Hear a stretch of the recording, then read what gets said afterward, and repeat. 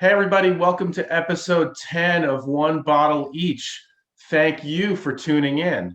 I'm here today with my friend Jeff Kralik, known online as the Drunken Cyclist, also known in some circles as the breakout star of episode 2 of One Bottle Each. Jeff, thank you for being my first return guest.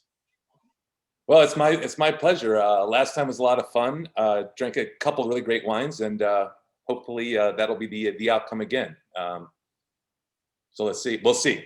I mean, Time will tell. it's always a crapshoot, right? Can I say that on your podcast? Can I say that? Crapshoot? Yes, absolutely. Yeah. Okay. Yes, whatever you like, man. So it's tell me it's we're in the holiday season, just past Thanksgiving, kind of knee deep in the holiday season. How does that change, or does it change what you're drinking and your day to day? Does it get more interesting as the holidays approach? Well, for me personally, it doesn't change necessarily what I'm drinking, but it's all condensed for obvious reasons for the holidays. But I also coach my son's high school basketball team. So usually the first thing I want to do when I get home is drink something because we are terrible. And so luckily though with COVID, I shouldn't say luckily. Has anyone ever said luckily with COVID before in that order? We aren't playing any games. That may be a first. We aren't playing any games. So this Christmas, for the first time in 4 years, we're going to be undefeated going into the holidays because we haven't played any games. So that's a positive. But this time of year is, for me, at least, I'm a big champagne hound. And so we drink a lot of bubbles all year long, but it seems to ratchet up just a little bit as the holidays approach. So that's why, I guess should I lead into our wine? Yeah, sure, go ahead. So that's why one of the reasons I chose champagne from Bruno Paillard, which is one of my favorite producers. They're in the capital of Champagne, a town called Reims.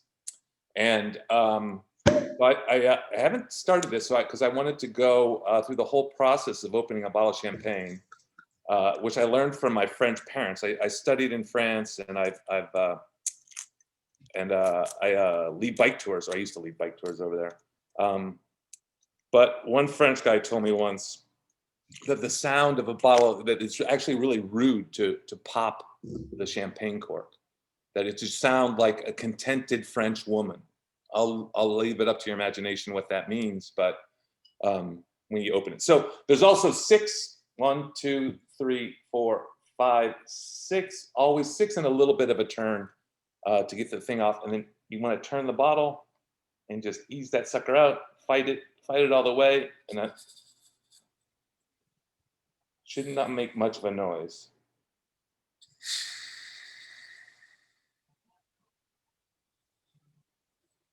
So I don't know. I don't know if that's the sound of a contented French woman or not, but apparently. I like to make as much noise as possible, and to me, the bottle of champagne opening is a sort of a sound of joy. So I'm gonna have to disagree with you on the quiet open there, but you can do that. You can do that, and as you know, I also like to savor a bottle or two now and again. One of the reasons to open it up nice and slow like that is so if it pops, it could come rushing out and you want to waste champagne. But then I like to savor, and you always lose a little bit when you savor. So true. It's a little bit of a contrast of opening of styles. Yeah. Well, I went on the hard open there. I didn't lose any champagne, I have to say. So since we're drinking champagne, before we get into this bottle specifically, I know that you love champagne. What is it about champagne that keeps you coming back to it? It's sort of not just something I know you love drinking. It's basically your bailiwick in the wine world. Yeah, that's a good question, and I've thought about that a lot over the years. Of course, I love it as a beverage. I love to drink it, but even more so, it's as I said, I used to lead bike tours in France, and my favorite trip of perhaps all that I did was in Champagne. And because the country, the region is such a great mix of history, of culture, and the people. The people there are probably the nicest people in all of France, if you ask me. it's only, you know, a 45-minute train ride from Paris. And so many people have such a negative attitude or a negative view of the French because they spend most of their time in Paris. But if you just take a little TGV, the fast train up to Reims, 45 minutes, wonderful experience. One of my favorite stories to tell is one of the times I was on my bike trip, and we stopped at it seems like every single house in Champagne, when you're in the Marne Valley or you're on the Montagne de Reims, which are two of the main, every house, it says Champagne for sale down in the basement. So I have all the people behind me, 8 people, and we stop and knock on the door, just a regular house. We go down into the basement, and the grandmother there, she didn't speak any English. So I was translating, and so we're drinking a little, we're going through the different bottles, and as I drink a little bit more, I start to translate a little less. And so then one by one, all the people in my groups decided to leave because they're not having any fun. I mean, other than drinking champagne. And eventually it's just me and this, she had to be 80 something years old. And I said, well, thanks a lot. You know, I really appreciate the tasting. It was great, but I have to go now. And she says, well, you can't leave. And I get all these images of Mrs. Robinson racing through my head, and I start to freak out a little bit. And I said, well, you know, I'm glad to pay for the tasting. It's, you know, I'm sorry, I didn't realize. And she says, oh, it's not that. She says, we just opened our best bottle, our tête de cuvée, which is what they call the best bottling. She says, it's Friday. It won't last to Monday. We have to finish it. So I sat there looking through her picture albums, and her grandkids were running all over the place, and we're just there getting sloshed, drinking great champagne. So, but that's just the typical kind of champagne sharing, and they really love Americans because that was an area really affected by World War I and II. So they are particularly fond of Americans. So it's a great place to be an American in France. That's great. And who wouldn't just stay there and drink the champagne? I mean, it would be rude not to. It would be. It would be. Those last 6 kilometers into Epernay, though, were a little tough for me. So, but I'll bet. So we've got the Bruno Paillard Première Cuvée. Right. And this is a classic, you know, blend Chardonnay, Pinot Noir, Pinot Meunier. So, you know, since you're such a champagne hound, do you find that you lean towards more of a classic blend like that, a Blanc de Blanc? Where do you fall on that, or is that not really a consideration in terms of how you end up leaning and what you love? Well, it's a good question, and not something that a lot of people consider. They think that champagne is champagne, and one tastes pretty much like the other. For me personally, if I had my last champagne on earth, it would be a Pinot Noir. It would be a Blanc de Noir. I really like the body that Pinot Noir gives to a wine. So I tend to lean more towards those, but there's really nothing like a nicely aged 20 plus years Blanc de Blanc, a vintage Blanc de Blanc. Those are just, as Chardonnay gets older and older and older, it takes on more characteristics of Pinot. So an aged Blanc de Blanc is probably at the top there. I'm 100% with you on that. I love Blanc de Blanc. Not that I don't love the others, I do as well. But there is once those secondary and tertiary characteristics start developing, there's just levels of complexity there that you just don't get elsewhere. Yeah, no, and I think that's one of my favorite things that a lot of people also don't realize is that champagne is a wine, first of all, and secondly, it's maybe well, in my opinion, it's definitely the #1 wine to pair with something. If you don't know what you're having for dinner, bring a bottle of champagne; it'll work. If you are going to Thanksgiving dinner or Christmas dinner and you don't know what to bring champagne; it'll work. It's the acidity. There's always well, not always, but usually there's a little bit of sweetness in there too to balance out that acidity. And so I think it's just the most versatile wine when it comes to food pairing that there is. I think that's particularly true with a cuvee like this. That's got how many vintages in this one? It's up to, I think it's 20. Yeah, 20 20, yeah, I think so. Bruno Paillard, they do kind of, they were really, they're one of the premier innovators in Champagne. They have a Solera system, so they just have a reserve wine that they keep on adding to every year. They started in '84, and I think they started the reserve system, I want to say '86 or '88, for this Première Cuvée.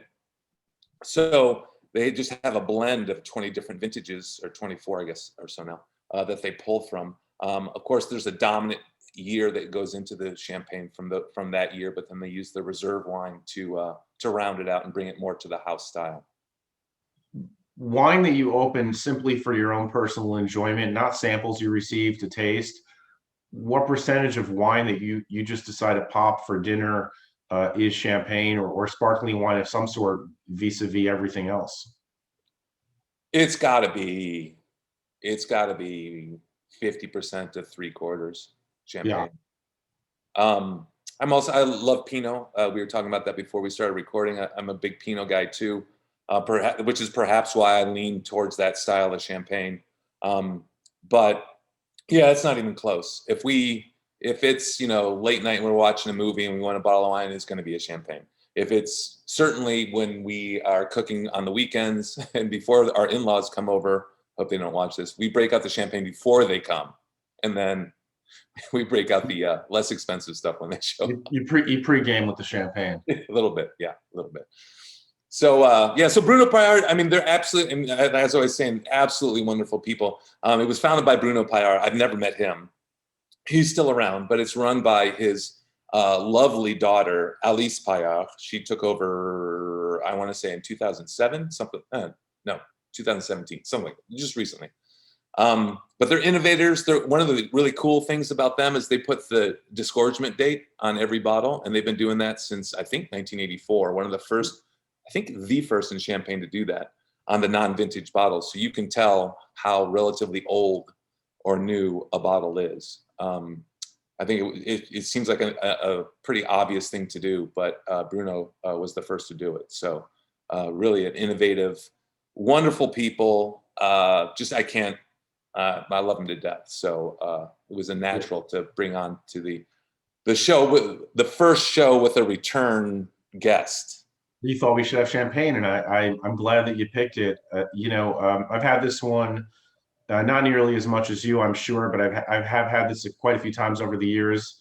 I love this bottle. It's what I like here is it's $60, and it outclasses so many other sparkling wines, champagnes in the $60 price point.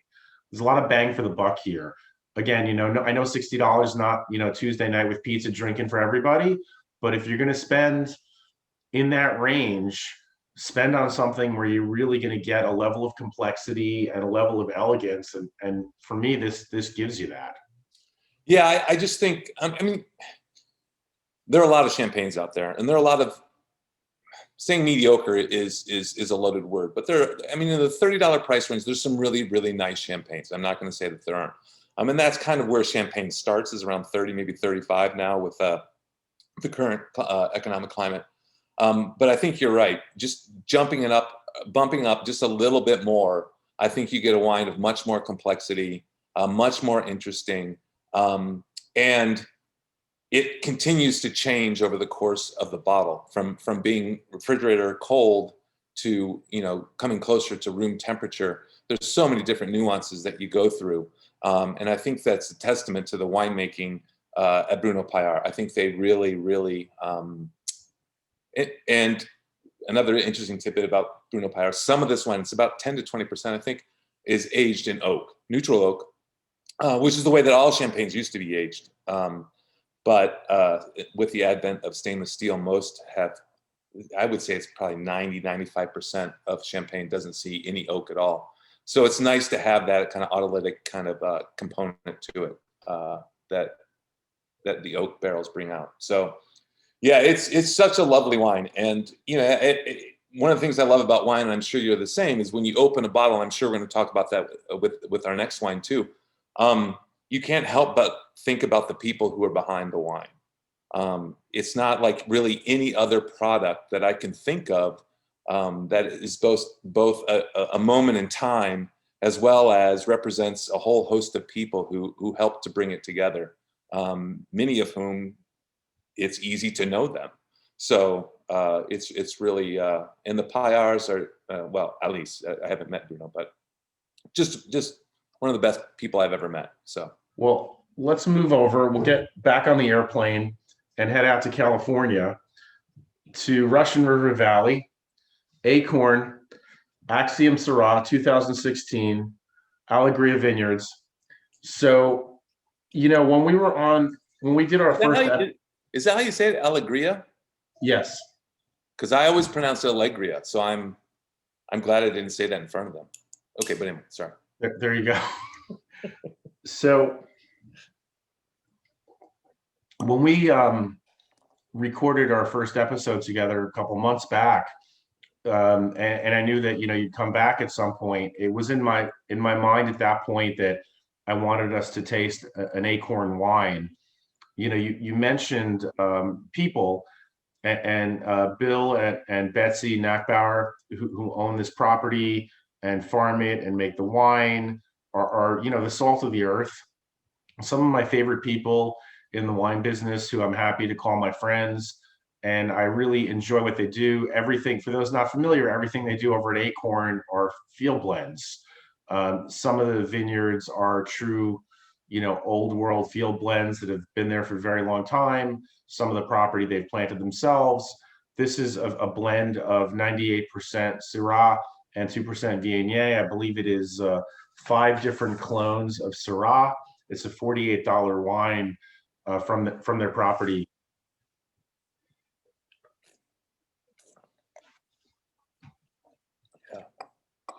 Yeah, it's just fabulous. Just fabulous. What is do you have any experience with ACORN? I don't know for sure. I thought you told me to go there at one point. I thought it was you. I'm sure I did. I tell everybody to go there. So I went there and I was sitting there with Betsy and in their very posh tasting room, which it's a little, it's not your typical Napa shiny. And as far as I know, Betsy and or Bill is always there, and they're the ones you deal with. There's not a tasting room staff. So we got to talking. And it turned out that their son was about to go, or I can't remember. That's on me.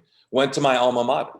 So a little tiny school in Maine. So we shared that, and they were absolutely fantastic. And I don't know what your experience with Bill is, but the two of them compare one to another, which I know is dangerous to do, and I hope people don't do with me and my wife. But she's chatty, which is just great, and he's kind of not.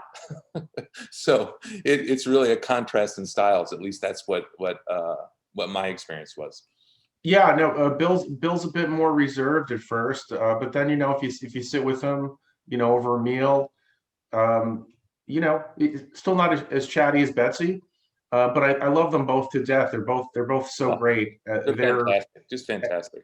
And they're great. And one of my very small handful of favorite producers in Sonoma County, family producer. The wines are just uniformly terrific year after year. I got to know them a bunch of years ago when I started writing. I was doing a story about Cabernet Franc, and I reached out to them to taste their Franc and ended up loving it. It was one of my favorites, and then, made a beeline there my next time in Sonoma County. And it's been on my, my list of, I try to get there every time when I'm out there now. Yeah. And I think it's, I don't know if throwback's the right word or a different take. Because you said all the wines are field blends, and that's rare. I can think of maybe 2 or 3 off the top of my head of wineries and that do that. And that, to me, that's just refreshing, because that's the way that wine was made up until the 1980s, probably. Yeah, something like that. So it's interesting you use the word throwback. I think that's true in some ways. In other ways, they're very ahead of the curve. They were early adopters to not having a capsule on their bottles for environmental reasons. So they really take a little bit of what they like from different aspects and have created this, incredible brand, which really represents them, I think, so well. Yeah, and that's, I mean, that's one of my things is, the big heavy bottle, the capsules. Let's get away from the things that we really don't need. And even, I mean, go back to champagne. I mean, the capsule on the champagne is tradition.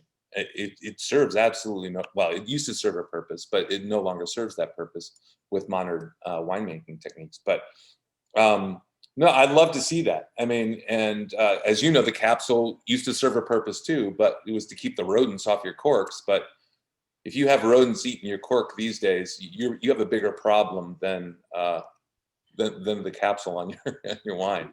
Yeah, absolutely. And I think, the wine, I think most of the wineries that don't use a capsule, certainly these guys do it for the right reason. But even if you just did it to stand out on the shelf, just about everybody's got a capsule.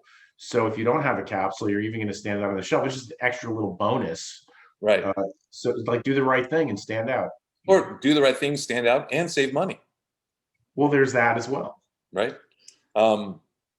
So why'd you choose the Syrah? I mean, I know they make a ton of different wines.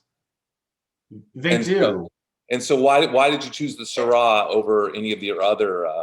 So I'll tell you, I was talking to Betsy about it. We were going back and forth about which wine, and she made a couple of. She said, whatever you like, and she made a couple of suggestions, and she said that the Syrah was tasting particularly well, and I said, you know what, that sounds great to me. And there's not a wine in their lineup I don't absolutely love. Mm-hmm. And so yeah, I don't know, the Syrah. And last time you and I met over Zoom to do the last episode, we had a Rhone white. So I thought, okay, well, this is a Rhone red, not from the Rhone, but it's a Rhone grape. Just thought that was an interesting connective tissue as well. So there's a few things. Yeah. No, I think it's wonderful, and but all really terrific wines that are distinct and really represent what they're doing. I mean, I love this, the sort of plumminess here, and a little bit of spice and chocolate on the back end. Like, how about you? What are you getting here? No, I think I mean that's kind of it's a little. So Syrah to me is the first thing I think of when I think Syrah is spice, right? That's what it really brings to the table. It kind of brings that spice rack kind of bunch of flavors. But I think there's much more to that than here. It's and one of the things I love about the ACORN wines is they're not huge by any means, right? I mean, you think Sonoma and Sonoma Syrah, you think, oh, that could be pretty big. That could be, but I think we were talking a little bit about this with the champagne about food pairing. I mean, this is just such a lovely food wine because it's not going to overpower anything, and there's a bunch of acidity there that will help to break down anything that you're pairing it with. I mean, I think this is a versatile wine that could run the gamut from even like a salmon on the light side to some spare ribs on the deeper end. And to me, that really speaks to the winemaking craft, that if you can make a wine that is that versatile, not just pigeonholed into, well, you have to have this with a porterhouse steak, or you have to have this with a white fish. To me, those are the best wines, because then it's versatile, right? You can do what you like, and that I think that's true with their entire line. It's just they're well crafted, but they're not the big muscular guy with the tank top at the beach, right? No, not at all. I drink this Syrah, and one of the things that it has me thinking, every time I've had it, I think it is, why aren't more people in California making Syrah like this, particularly in Sonoma County? And there's not too many people, and Syrah, generally speaking, hasn't done so well commercially in California. And I think it's because most of the people who tried making it didn't make this style, but instead made a big over extracted style. But this, which is like, as you said, so food friendly, I don't know. I think more people would be attracted to this if there was more of it on the shelf. No, I think you're exactly right. I think, what was it, 15 years ago, maybe, shortly after Pinot with the movie came out and had its big thing, people were talking about Syrah being the next big grape, and it never really got there. And I think you're exactly right, because a lot of people were making really dumb and bad Syrah, this big, overblown kind of, hit you in the face with the fruit. And you know me, I mean, you were talking about, bringing this to this tasting because of what we did last time. And my common theme, I guess, was that both my wines were French. And because that's where my roots are as a wine fan. And you don't have to look very far in France to find the best Syrahs, and they're really delicate. No, I wouldn't say delicate, but they're not huge, muscular wines. I mean, the wines from the Northern Rhone are some of the best wines in the world, and what marks them, in my opinion, is that acidity. That's the driving force, not the fruit. But I think Betsy and Bill really found the right balance between fruit, acidity, and spiciness in this wine, because we've talked about this all the time. The balance is the key, and their wines are so beautifully balanced, and I think that's why they do so well at the dinner table. I agree with you. And the other thing about that balance is it lends to the ageability. I've had a few occasions, where I've had the opportunity to taste older vintages with them. I've saved some bottles and had the opportunity to taste some at home as well. But I've tasted flights of older things with them, and their wines, vintage variation, of course, but their wines are uniformly well made and always delicious, and they age well. It's going to vary based on the vintage, of course, but they age, so you can lay these down. And like you said, this is not a big Syrah. It's got the acid and it's on the softer side, and yeah, wait a few years, it'll be even a little bit softer and reveal more of those secondary and tertiary characters, and be interesting in a whole different way. Yeah, and it gets back to what I was saying about Alice Paillard, is that you can't help but open a bottle of ACORN and think about Betsy and Bill. I mean, Yeah. it's not possible. And so the time, I've not spent nearly as much time with them as you have, but I open it and I think back to when I first met them, and I sat down at their tasting room table, and we sat there. I mean, I got there late, which is rule number one: don't be late. So I broke that. But we sat there for probably an hour after they closed, just chatting and laughing, and that's what wine does. And I think I really appreciate those wines who are made by people who get that. And I think both of those wines that we tried tonight share that they're people that get it. That wine is, sure, it's a product, and they obviously want to sell some, but it's also a part of life. That's when wine is most appreciated, when there's a story to tell, or when there's a memory that it provokes, or just provokes more conversation around the table, which I think this one would certainly. Absolutely, because I think half the people who haven't had good Syrah wouldn't even recognize this as such.